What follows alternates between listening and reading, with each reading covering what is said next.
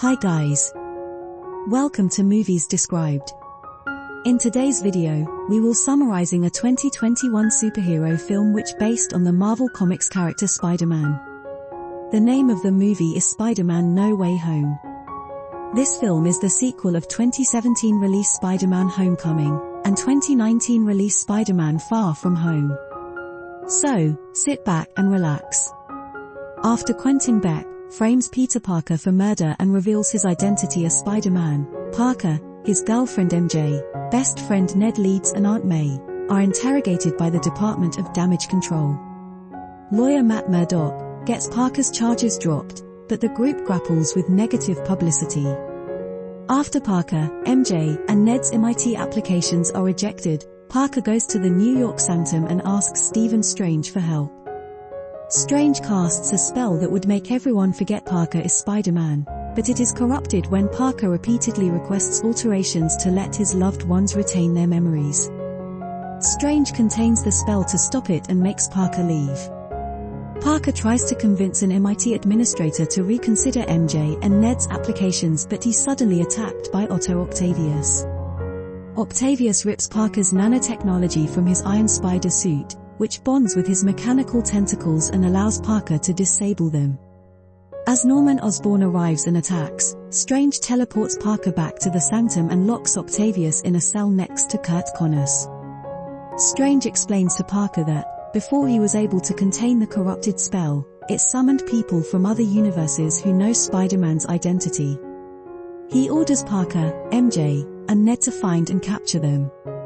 The trio were able to locate and retrieve Max Dillon and Flint Marko. During this, Osborn reclaims control of himself from his split Green Goblin personality.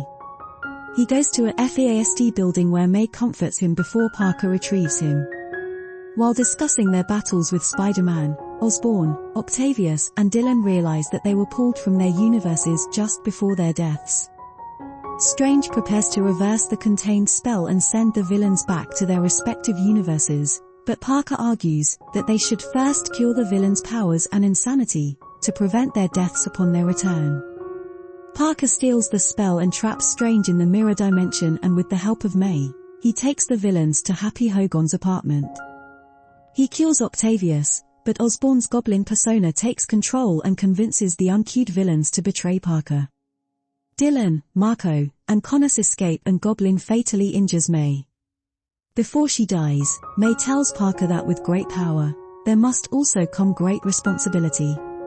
Ned discovers that he can create portals using Strange sling ring, which he and MJ use to try to locate Parker. But, instead they find Parker. Alternate versions of Parker from the villains' universes appears, who are also summoned by Strange spell. They are nicknamed as Peter 2 and Peter 3. The group then finds this universe's Parker, nicknamed Peter 1, who is ready to give up and send the villains home.